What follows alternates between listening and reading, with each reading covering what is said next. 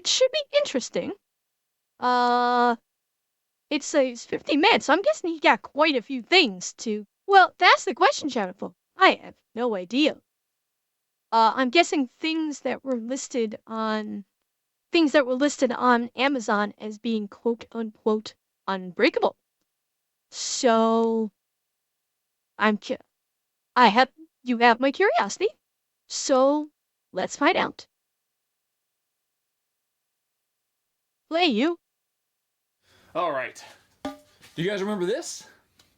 The unbreakable vase from Amazon? From my unbreakable stuff from Amazon video? Well,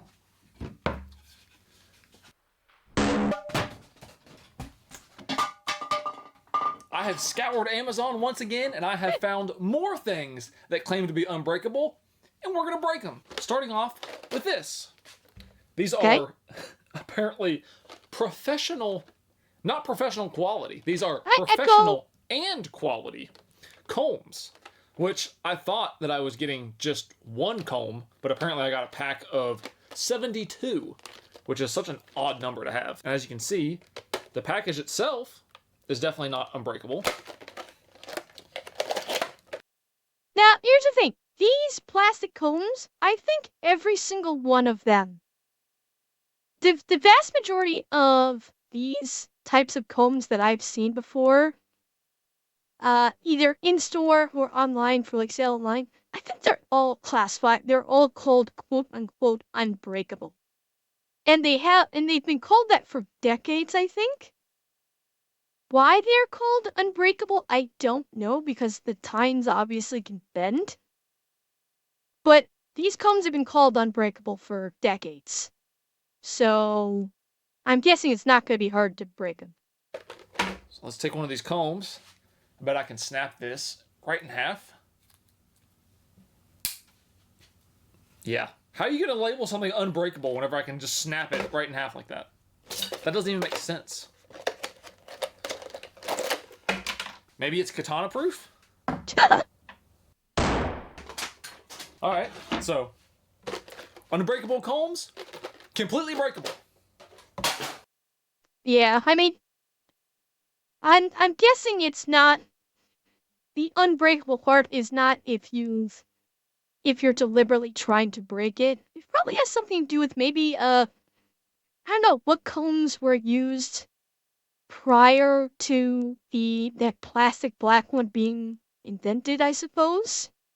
Maybe the combs that were used prior to the small black plastic ones did break easy. And so when those plastic ones came out, they were deemed as unbreakable because you could use them normally, just for normal use, and they wouldn't break, whereas the combs that had come before it would break with regular use. And maybe that's why they were called unbreakable. Yeah, exactly. Okay, so they're talking about if you use it with an electronic shaver, the teeth are not going to break. Okay. But again, they've been calling these types of combs unbreakable for decades, so I'm guessing that may be where it originated. Yeah, exactly. So that's my guess. So it's I need to be a false advertising, but it's I think this whole unbreakable comb thing would not surprise me if it if that originated back in like the 40s or 50s, and they just maintained that throughout the decades. I have no idea when the first black plastic comb like this came out first. I'm just guessing 40s or 50s, but could have been even earlier. Next up, we have wheat straw cups, which, as I'm looking at the package, I'm not seeing the word unbreakable on the package, which makes me believe, potentially, you wouldn't think Amazon would lie in the ads, do you? It's already not looking good. Okay. That's it. Wait. Amazon... Is this an Amazon product, though? Like he's saying Amazon wouldn't lie, but is this an Amazon product? Because when someone sells a product on Amazon, and if they're not like an actual corporate business, yeah, they're usually labeled as Amazon Essentials, and if it's not an Amazon product and it's not a corporate product, people can put whatever the fuck they want. It's the same thing like they list on Amazon like they're listing on eBay, where where they're gonna throw half a dozen buzzword tags into the title of the product. So when someone does a search for any of those words, their item shows up in their search. So they can say literally whatever the fuck they want. That's why reviews are important there. But let's see. Yeah, if it's made of like wheat fibers, like wheat plant fibers, they could be very strong. Yeah, exactly. Well, everything just to basically get eyeballs on the product. Actually, kind of like a decent cup. What are the odds you think I can squeeze this and break it with one hand? Oh, very bendy. All right. We might have a winner here. I thought that it was gonna snap. I don't think that broke. I mean, I didn't hit it that hard. Oh boy. So much for being unbreakable. That, I mean, some people might say that was. Okay, but Albrecht, it's not sold by Amazon. Is it? It's sold by a private reseller. That's the key. Private reseller, they can put whatever the hell they want on that page. Extreme tests, but hey, what if you're at a party or something, you're holding a drink, and you get hit? Now your cup shattered. That'd be unfortunate. What if we give it the old, like... That shatter. Oh, yeah. Yeah. Wow. Far from unbreakable. However, I do think we should do maybe like a realistic test a little bit. Maybe that's a little bit too aggressive.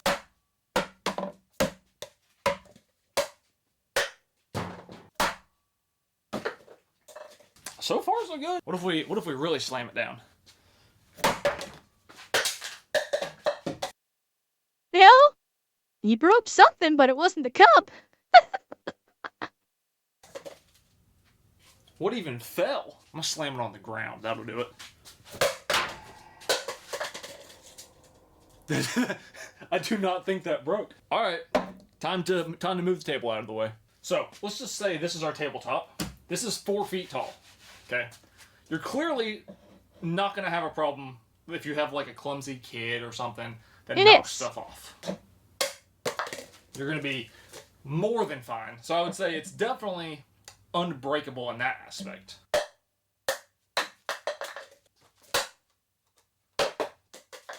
I mean, that's pretty. Oh, that broke, I think. Yeah, okay. So if you slam it on the concrete, or you hit it with a baseball. Well, I mean, you know, like, what was it? 2 of his tests of hitting it with a baseball bat, which would have about the same physical, like, it's the same kind of pressure as hitting it with that bat, as stepping on it. You know, granted, the bat is a sharp kinetic force, whereas stepping on it is like a PSI pressure damage. But the amount of force between the two of them would probably be about the same. So if he stepped on it, granted, without the funky sandals, if he actually had like regular boots on, yeah, it probably would crush it. Actually, Shadow, I'd say with these guys, it's not so much a question of if it crushes, but if it melts. Because this is effectively speaking a kind of plastic. So it'd be more of a question of does it melt or does it work in a dishwasher. Ball bat. It will break. Although, I'm going to try to test this, but I have a sneaking suspicion that only broke because it hit right here on the bottom where it's much thicker. But up here on the top where it's so squishy, I feel like it's going to have so much more bounce that if you dropped it like at this angle, I don't think it would break hardly at all. we're totally good. Oh, never mind. It like recoiled, and it still just snapped open. Okay, so let's not say unbreakable. Let's say unbreakable under damage resistant. It's damage resistant. Or crack resistant. You could say crack resistant. That'll work. unbreakable under normal use, we'll call it. Yeah. So you guys didn't just see this, but whenever I threw that cup to the side, it landed perfectly on top of that fuel canister. That was like a 1 in a million shot. All right, this next one, we're gonna go ahead and get this out of the way because I've been suspect of this since I saw it. This is the Tumela Travel Umbrella Moonlight. It doesn't specifically say indestructible, or unbreakable, but if you search unbreakable umbrella, this comes up, and it claims that it can withstand 50 or 60 mile an hour wind without it like inverting, which I just don't believe, especially because I think it was $25 or something, somewhere in that price range. It has an open and close button. It's got a nice little galaxy pattern. This thing is cheap and like flimsy. Really? You're gonna advertise this thing that it can withstand a... I missed. I glanced away for a second. It's got a nice little galaxy pattern. This thing is cheap and like flimsy. Eh. Really? You're gonna advertise this thing that it can withstand a 50 mile an hour wind, but it can't withstand just a little pull? I'm not pulling 50 miles an hour. I guess if maybe your claim Let me see if he's gonna say it. is that it'll go inverted without being damaged, potentially. And that's what I was gonna say. I don't think, like, these advertisements that claim it can withstand, like, 50-mile-an-hour winds, it's not saying that the umbrella would not invert like that. What it's saying is the umbrella would invert, but the support structures would not snap. That's what I think it's talking about when it's saying it's could withstand a 50-mile-an-hour wind. Because no umbrella in the history of umbrellas will not fold out in high gusted winds. It's just a question of whether or not the support struts snap in said winds. So that is the key. Like the struts for like the fabric or the umbrella fabric, not tearing. Yeah, exactly. You could make that claim, but like, I mean, that's all you're getting. Is this type of umbrella? Is this what you want in a windstorm? You want your umbrella to go inverted? I don't think so. This is.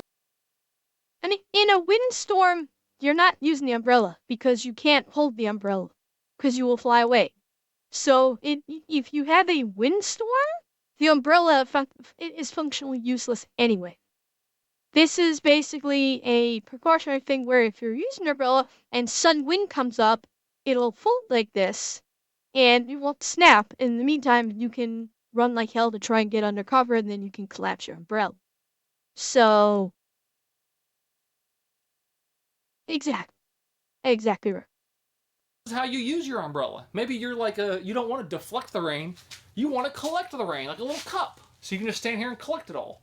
And then maybe you can use it like a cup and have. I mean, I don't know if he's being deliberately obtuse about this, but I like this is some kind of obvious shit here that he's making fun of. Like this is kind of by design that it flips it flips. This is by design to prevent breakage. Cuz if these were rigid and it did not flip like this in wind, then wind would absolutely destroy the umbrella every time because the wind pressure would create so much stress on these joints if they did not, acquiesce to the wind essentially, that the umbrella would snap every time you got wind. That wind caught into it. So I don't know if he's doing this deliberately or if it's like if it's part of his skit or he just flat out isn't getting it. I don't know. We'll find out, I guess. Have a drink out of it. I don't know what you guys do with your umbrellas, so it definitely can't withstand that. Is it unbreakable? Oh, wait a minute.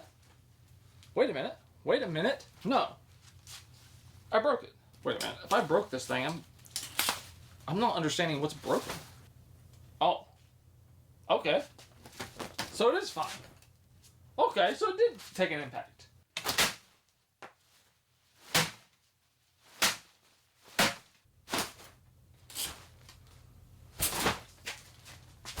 I mean, hey, it's a little crooked.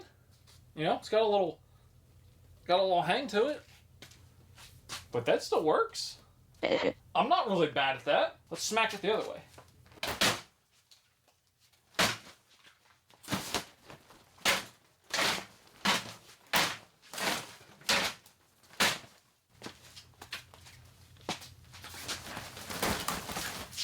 Come on. Get down here and be respectable. We're still halfway all right. That's not horrible. That'll still protect you from the rain. Okay, so maybe this umbrella's not that bad. I thought it was going to be, like, fall apart, but it can handle a couple smacks. What? We feel like if he just presses this joint outward again, it will snap back into place. I really want to see him actually push this. I really want to see him try pushing this joint back out to see if it snaps into place. Because it almost feels like it might work. It could very well be broken, but I just have this urge, like, push that. Push it. I want to see you actually broke it. It can go inverted and then just go right back. Don't know why you'd want it to be inverted, but okay. Overall, it's not that bad. Next up, we have... Wait a second. Shadow, are you seeing what I'm seeing? But... Were these in this before he did that? Before he beat the shit out of it? Were these there before that? So, Shadow, this is like that design you're talking about where it's got like vents to allow the air to flow through. So this is kind of similar to what you were talking about. Okay. Okay. Nice. Okay. Overall, it's not that bad. Next up, we have a butter dish. Why you would need an unbreakable butter dish, I don't know. Because butter's slippery. Maybe you have like a kid that's clumsy, throws things off the table. I don't know why this says this, but it says butter dish for Eastern and Western Coast butter. Is the butter different on the East and the West Coast? Someone tell me what that means. Well, I'm sure if you asked someone from the East Coast and someone from the West Coast, they'd say our butter is the best. So, this. I think this one could be made out of the same material as those cups, potentially. Oh no. I think this was plastic. Oh, that's actually kind of nice. Plastic doesn't usually fare that well. Actually, let me get a stick of butter. We need this, I think, for a good like weight comparison. You guys are lucky. I was going to eat this for breakfast tomorrow, but I guess I will sacrifice it for this video. And I guess I'll just have to eat something else. Does a normal butter dish have that much slop? I mean, you could fit 2 sticks of butter in here. Because isn't the goal of a butter dish to like hold it still? No.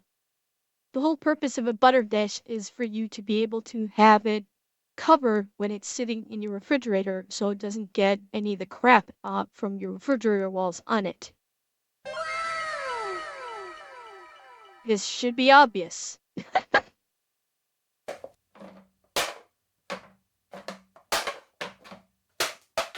So far we're good, but I can tell that this thing's gonna crack.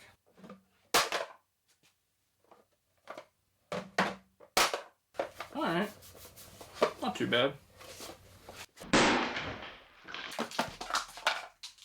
Unbreakable, huh? Now then. Both parts of it broke. I thought maybe just the bottom broke and the lid popped off. No. Well, I mean, 6, it's... Oh, so it's oh, okay, I see. So it's meant to be, it's, a butter dish is kind of used for you to, well, I thought it could be used for both. Like, you can use it to store it, no, so if you have unwrapped the butter, you can leave it on the butter dish when you have it stored in the fridge. That way, it's actually on what could be considered a clean surface as opposed to the surface of your refrigerator. But then you could also take it out of the fridge and leave it out, say, on the table at dinner, and obviously the room temperature would soften the butter and thus, like you were saying, also make it easier to spread. So I kind of figured it was like dual purpose in that respect. It's kind of, that's the impression that I always got for it. That breaks so easy. So unironic that I choke on my Mountain Dew. Be careful. Ow! I literally just threw that right on top of my foot. That was stupid. It even damaged my breakfast. Alright. Moving on. Okay, this one, again, they didn't explicitly say unbreakable. The claim for this coat hanger was that it could hold, I think it was either 200 or 250 pounds. Some crazy number for a coat hanger. So I saw it and I thought, no way.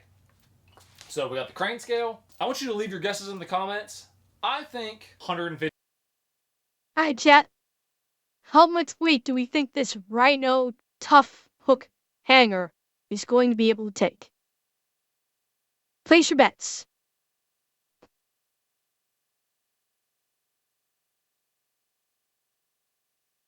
None? Wow, Eki, you're giving up fast. Okay, I'm seeing 50, I'm seeing 200, I'm seeing 150, I'm seeing 100, 80. Alright, Donut, good night.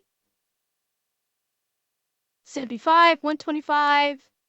Okay, seeing all sorts of numbers here. I don't think I can add anything. I believe he said it, did he say it's rated to 250?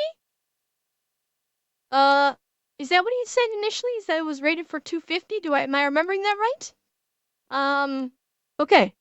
So, this is pretty thick. And it is of an interesting design. So, let's find out. I'm actually inclined to think that this might do 200 to 250. Cause that's a thick hook, and this is pretty wide. It's not only thick, but it's also wide, so it's distributing the weight better than your average hanger. I might be inclined to think it can do 200 to 250. So let's find out. 50 pounds maybe. It'll break. But we'll see.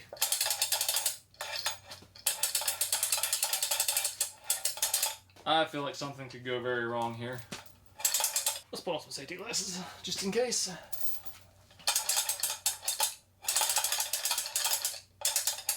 We're at 86 pounds. Actually, I'm gonna go over here, to be honest with you. Oh yeah, clothes hangers can break super easy.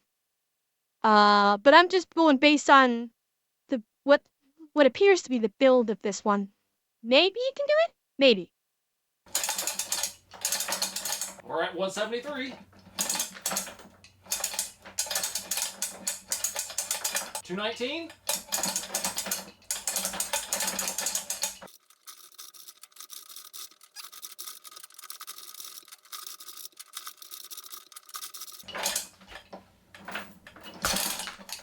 Oh.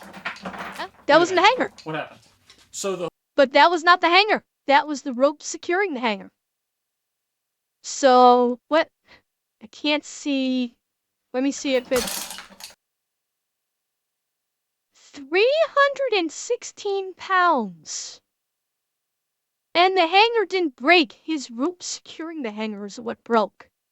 That's pretty fucking impressive, honestly. That's really fucking impressive. Oh. Wait a minute. What happened? So the failure point, I guess, is the hook. I don't know if you guys can see it. We made it to... I don't... Hang on. Let me look at something.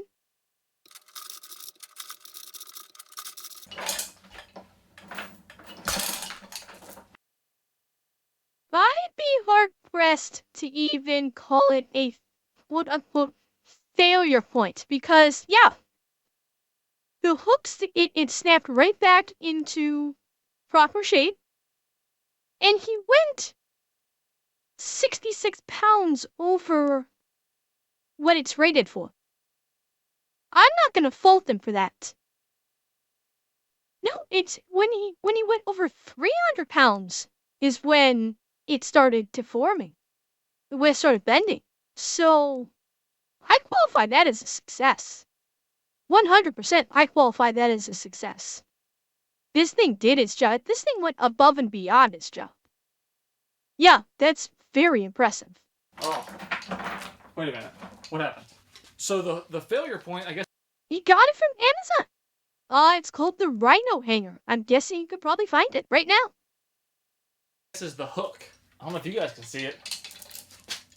We made it to 316 pounds before the hook kind of deformed. And like, as far as what you would need for hanging this, I'm thinking this would be very useful for like really heavy coats, like fur coats. Fur coats can be very heavy. So this would be a good hanger for something like a fur coat. Where like, you know, a lot of you would need to probably get much more robust hangers for heavy weighted clothing articles like that. I don't know about hanging more than one thing. That's a bit impractical. It's just more weighty clothes. Someone in chat mentioned like a wetsuit. It would be good for like an actual damp wetsuit, like full wetsuit. That would be probably pretty heavy. Or the coat like I was imagining. So, yeah. This is probably a bad idea. I say what we do is we just hook it through the center right here. So that way we can get like an actual failure point. Oh, this is probably a bad idea. Alright, we're starting way lower. We should be alright. I'm not 100% sure this is going to stay centered. Maybe shadow. But we'll give it our best shot.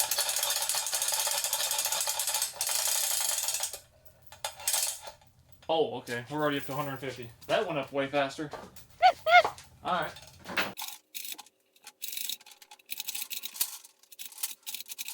This chain is getting a little bit hard to pull. I feel like we're getting real high.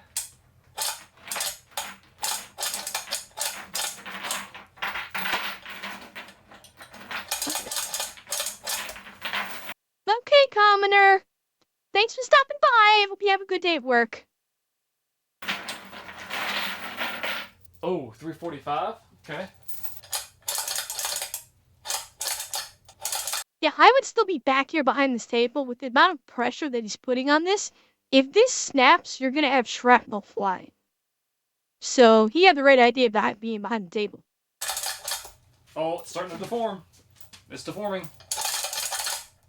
Now the stretch is probably gonna happen.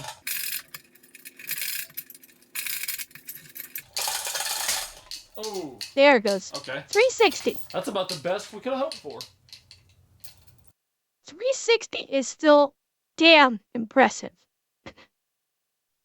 That is still very impressive when it was rated for 250.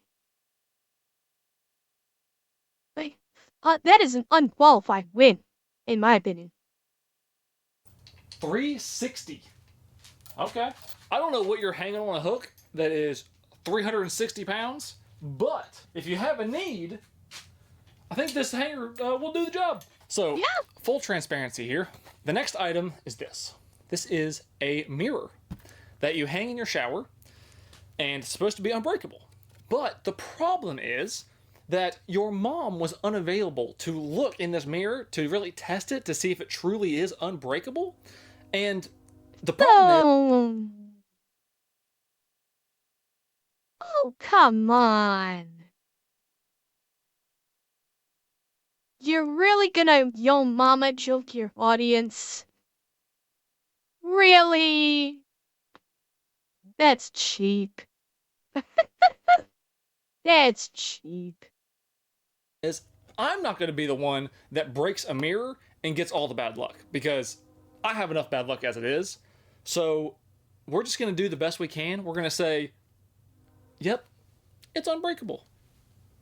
All right, next item. I searched unbreakable piggy bank. This is what came up. What? Now, I don't know about you. This thing is plastic. There's nothing stopping me from getting inside this piggy bank. However, I will show you that this is how you get in.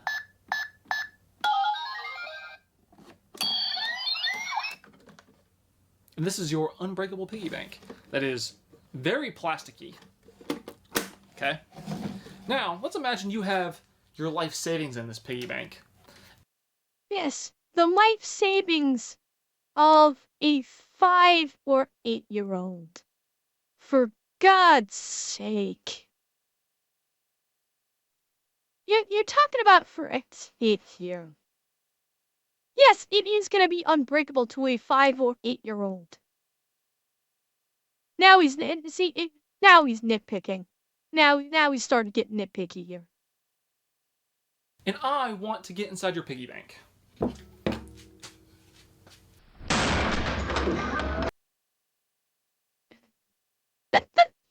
Not surprising, but I mean, Walt, yeah, it's a piggy bank for children. So, it would be unbreakable to another like 5-year-old maybe.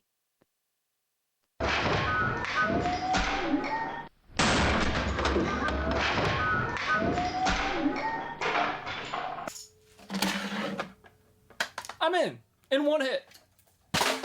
So, that piggy bank, far from unbreakable. Our next piggy bank, though, because this came up right beside that one in the search, is this one. Which seemingly, I think, is just a completely metal box. And I guess you put your money inside, and then you just have to cut it open with something? Yeah, I was gonna say, how the hell do you get your money out? How the hell did you get your money out of this piggy bank?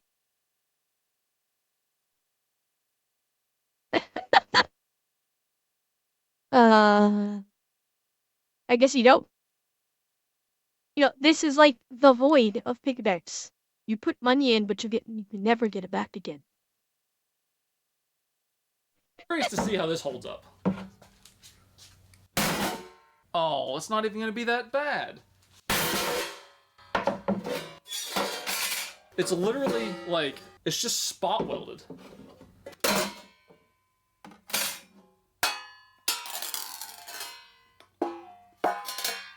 Well, I would not be doing that because I could see him tearing up his hands on that.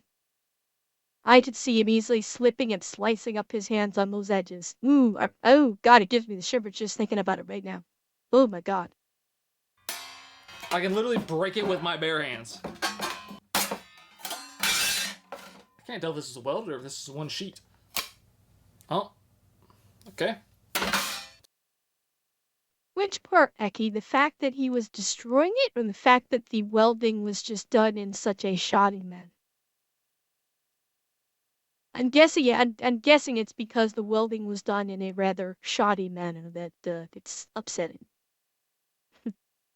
Yeah, that's what I figured.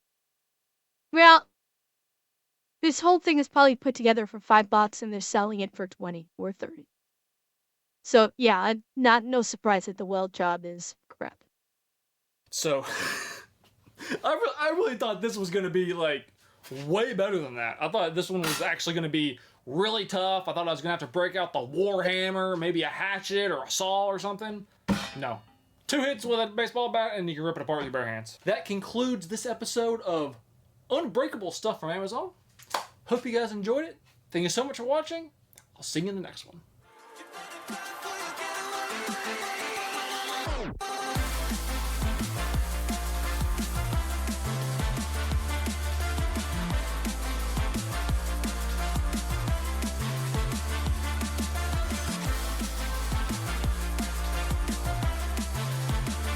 Yeah.